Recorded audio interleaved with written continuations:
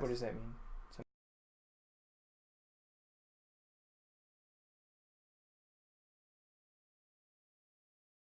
Okay, so it's not like you guys suck at life. No. I'm in your queue and just beat you with my dash deck. No. Okay.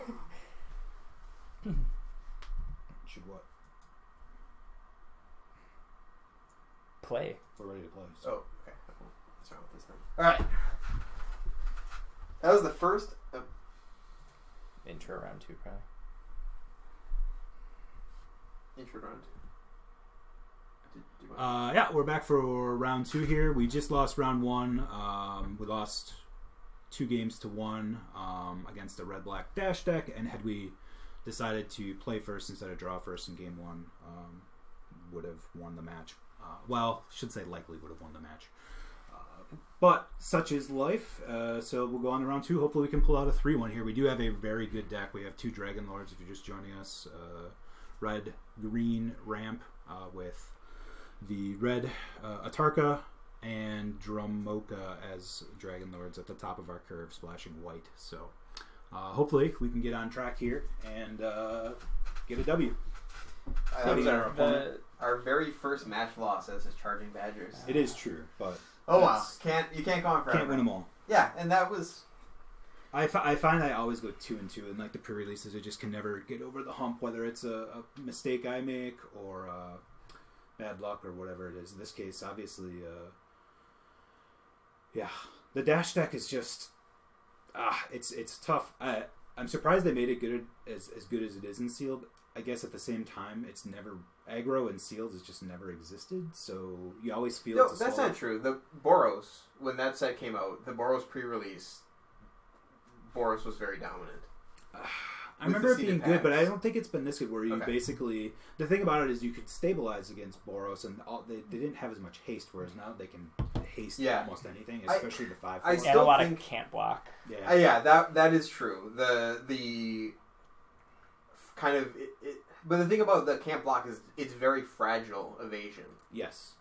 And I think that we have draws with this deck that stop that. The game we just lost, I think, was semi-disappointing because we have like those 2 of the 3/3 defender guy. We have a lot of good stuff that and we got kind of a different mix of cards. That's a great point. We're not a ramp deck that just puts out lands and creatures and folds to anything fast. Yep. We have really good 2 and 3 drop defense and some removal that we sided in, and we just literally had to mulligan to 5 on a 1-lander and then drew nothing but... we mulligan once with a 1-lander. To 6. To 6, you're right. Sorry. To 6. And then we drew nothing but lands in high drops to go with the 2 drops or the 3 drops we had. And that's sometimes the vulnerability of ramp deck is that it's almost a combo deck where you need both the ramp and the thing to ramp into. This time we got the ramp, but nothing really good to ramp into. Well, we have 3 Megamorphs. We drew 2. I think if they were any of like our 2 or 3 drops, we're in much better shape. It's just the way it worked out. So either way, I'm gonna try not to be too sad about it for a variety of reasons. One, we still hopefully have 3 to play. The other reason is that we opened 2 foil Dragon Lords, so this draft is paid for. So. Fair enough.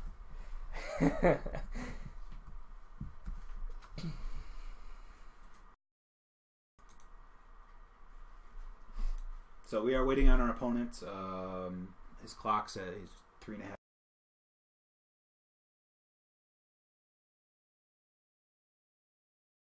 Anything else you guys want to talk about while we're waiting for our opponent? I'll say it again. I really like our deck. I think we got a little both unlucky and learning about the format, understanding that if you don't know what you're playing, probably play first, because if you play dash, your round 1 match is significantly worse. This is probably a play first format, no matter what. I think. Oh, really? Okay. Now, after seeing it, If you play game 1 against blue black, going on the draw, I think is totally reasonable. In game 2, if you lose it, or have the option in game 3. But I do think that game 1 versus unknown, I think it's probably a play first. Yeah, and I this is my both of you two did the pre-release. I did not. That was literally my first match of this new format. I was, it's very hard just by looking at the cards to tell what the format's going to feel like. I had underrated... If that is what playing against the Dash deck feels like, I had grossly underrated Dash. That was probably like on a scale of 1 to 5, like a 4 out of 5 on the Dash deck. I think it can get a little better. The deck I played at the pre-release had 2 of the 2/2 bears that were when he attacks, other warriors couldn't be blocked except by 2 or more. He had 2 of those along with 2 of the 5/4 dashers.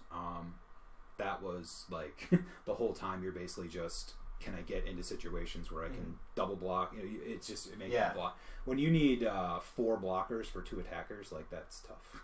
The can't block by 2 or more is probably the key to that deck going from decent to really great, because we have 2 Glade Watchers. There's lots of options in different colors to deal with those early creatures.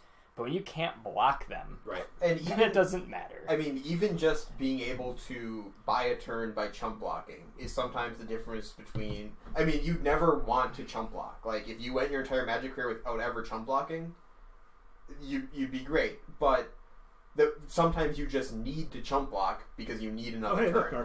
Good. He's playing a 41-card deck, which... Like a boss. Yeah.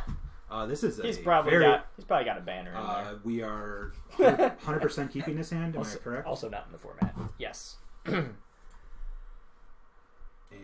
he's on the play. So this is what we're talking about with the 2-drops. Like, this guy's awesome early. If we get here, I mean, we could have a turn 4 Dragon Lord. In fact, one more land we will. Yeah. Also, we might be able to get a +1/+1 counter on it when we Megamorph our Hurt Chaser Dragon. Because we're going to Magical Christmas Town, and if you're going to get a 5/7... Whisperer? Now what do you guys want to do? Glade Watcher? Or Whisperer? Does Whisperer actually increase our...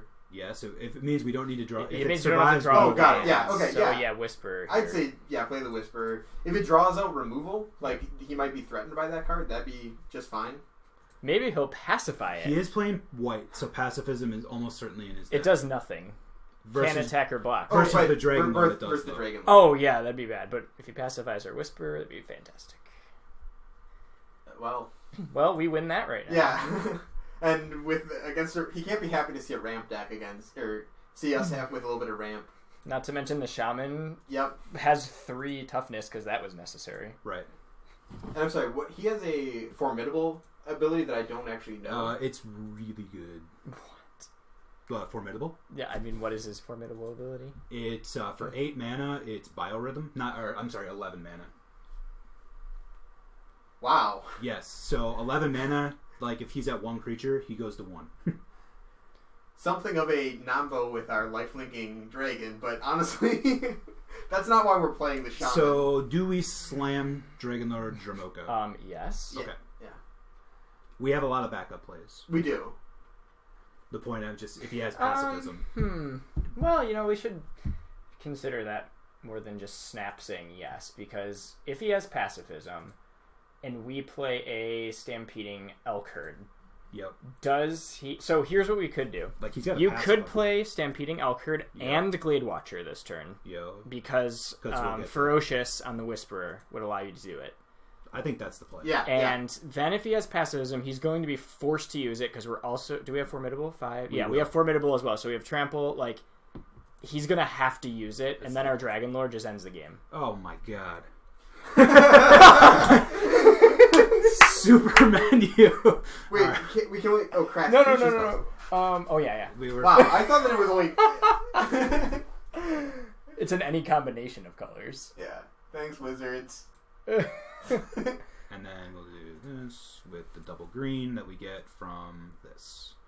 So Ferocious and Formidable work together. Surprise! And we are both Ferocious and Formidable on turn 4, which that's pretty good.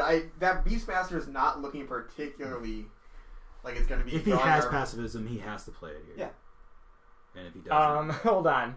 1, 2, 3, 4, 5, 6. We can use the Shaman's ability next turn to put him at 2. And then does Trample kill him? Yeah, we can win next turn. No. Yeah, so he adds 2, 3, 4, 5, 6. He can only cast creatures. Oh, darn.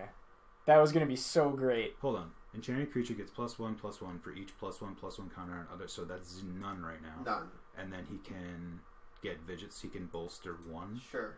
You got it, man. That's actually pretty good with the Beastmaster. Not against. Not right against now. No. Against Sorry. Dragon Lord. I'm just saying. I'm trying to figure out. Yeah. Like the Beastmaster's a great card. I guess that Gleam card, if it goes long enough, is a pretty respectable card. You can also be playing White Walker. You know, you get a 3/2 flyer. Oh wow. Ooh. Okay, so if we make him attack, which we can attack here and attack for 10 right now, and Sarkhan's Rage is another 5, and we would still have 6 mana up to just play this post combat. We'd have 7 mana. We could just more. Well, if we attack with the Shaman, he can't add mana. Oh, he can block here, I guess. Sorry, make it 3/2. What do you guys want to do? Oh, what do you mean he can make it a 3/2? That's bolster. The Yeah. bolster would go on the. No, it would go here. Lowest toughness. Right. Okay. 3/2. Got it. Sorry, I was catching up with what you were saying. So my vote Or here Slam Jamocha. is that we attack with a Glade Watcher Okay. and a Stampeding Elkherd, Yep.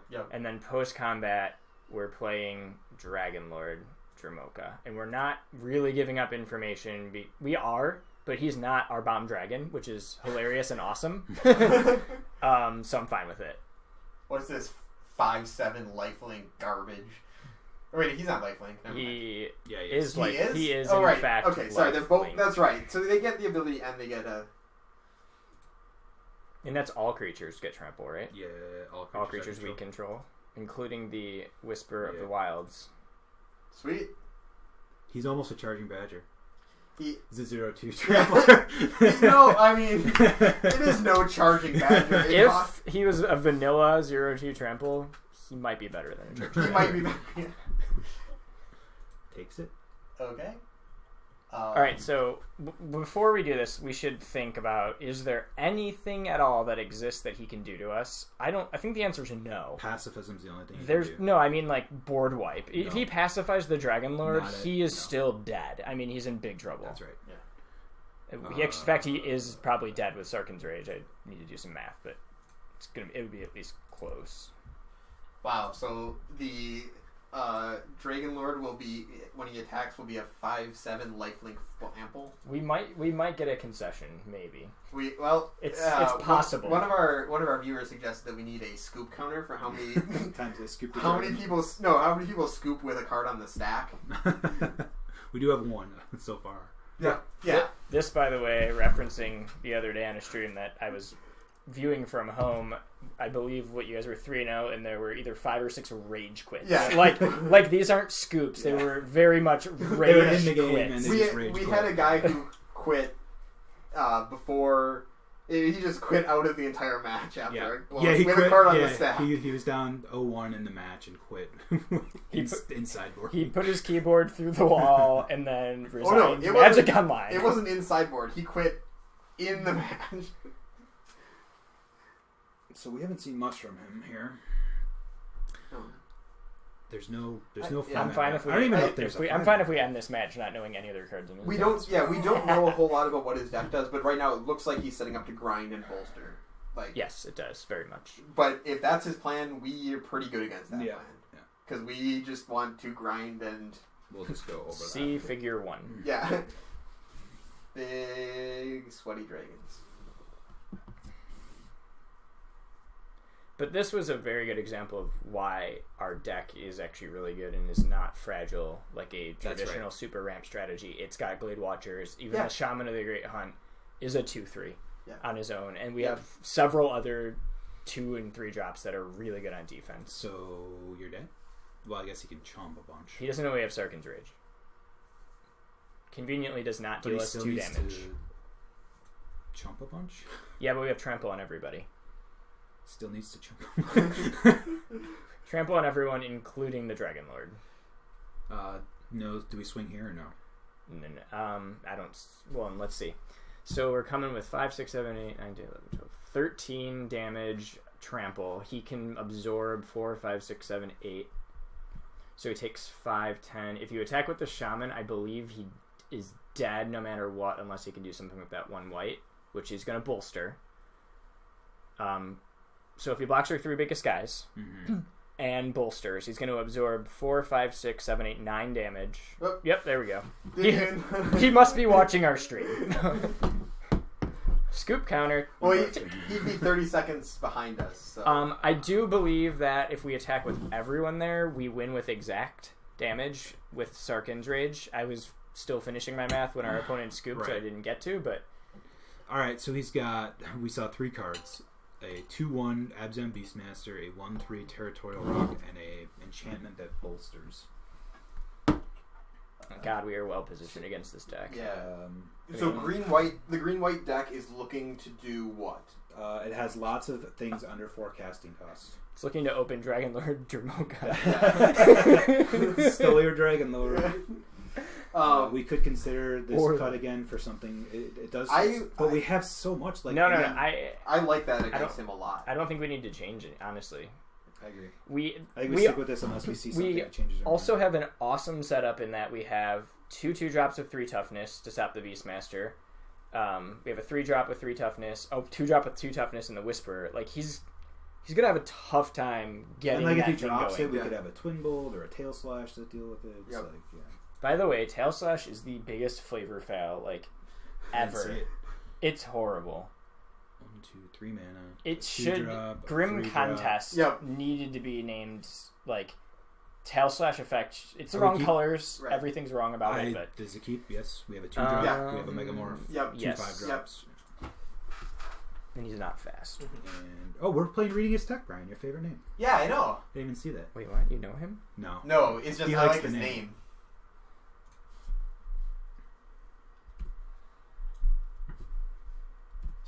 So Beastmaster turn 2, so we can hold on to the guide in case we end up needing it. Probably. Oh. Nope. Then I would lead with this. Yes. As a 2/2. Yep. We don't have double green yet, but we have plenty of it, and we have plenty of stuff to do while we wait for it. And we have plenty of other ramp cards. Yep. So I don't think we want to, hit a critical mass if mana is not necessary at this point. Nope. Yeah. Oh, well, he was off in color last game. Abzan.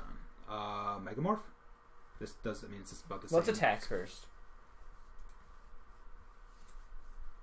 Sandblast. Don't give him any reason to save shenanigans. Sandblast. Okay. I would Megamorph here. It's our only play. We could Beastmaster, but it's not it's not mana efficient at all. Megamorph. Yeah, right now we go Megamorph. It's perfect because turn 5. Yep. Well, we can Stampeding. Oh, we need a green. You're right. Green, yeah. But ideal curve, we can turn 5 play Stampeding Elkerd, and then turn 6 we could flip up the Megamorph. Yep. If we draw nothing. Oh. No. He did have pacifism. That was a good blind pacifism there. No, we're fine. It's not. Yeah. Yes. Oh, instantly punished. I was actually just gonna say, and he gets stuck on. It's a good blind pacifism if we don't have 2 foil Dragon Lords and another dragon. Well, no, I'm just saying in the range of what you could hit while blind Well, in the Megamorph set, there's a lot less horrible morphs. Yep. Yeah. One thing to keep so pacifism is obviously in draft and sealed a great card. I do think it's less good in this format. Absolutely. Formidable, he's still 2 power towards our formidable. Yep. There's also there's a common Deathwinded. There's a common artifact that lets you pick up a permanent you control. It lets you pick up a permanent you control. Yep. Which is a great sideboard card against anyone playing either pacifism or reduce in stature. Because they do that on turn 2 or 3, and then turn 4 you pick it up and play it again on turn 5. There's also exploit. And exploit, yeah. There's a lot of ways to bounce your own stuff in general. On the other hand, the returning permanence actually makes pacifism better as well. If you have that guy. Because you can reset the pacifism. It's not a huge case, but it's a niche case. Yeah. Wow. He is going to be so sad. He is going to be so sad. Going to be very sad. I mean... Or he's got a 3rd pacifism. Yeah, well... And then we'll cast Back to Nature. And... Yeah, I wish. I don't think he can have a 3rd pacifism. I think he's playing those out because those are his plays and he needs to try to... Oh yeah, he's also missing land drops. So we were talking about how well positioned we are against this guy, and then this guy shows us 3 good... Well, the Deathwind's not great against us. But pacifism sure is. And we're approaching Sarkin Rage territory too. Removal based strategies are going to lose to us like 99% of the time. Well, not, you know what I mean. Because of the fact that we have so many... we have a very threat-dense deck at every point on the curve. That's true. So they can't sit around and wait for the Dragon Lord to cast a pacifism. That is a dead... No, well, he's not technically. Yeah, it's a chump. And pacifism? Oh, that guy. He's going long. I just want to point out if he doesn't block, we win. Right. Which is nice. Yeah. And I don't think he's going to. Oh, and Sarkhan's Rage doesn't do 2 to us. I don't think he's going to... So... Oh, flawless victory. Well, he does have permanence on the board. Yeah, we win.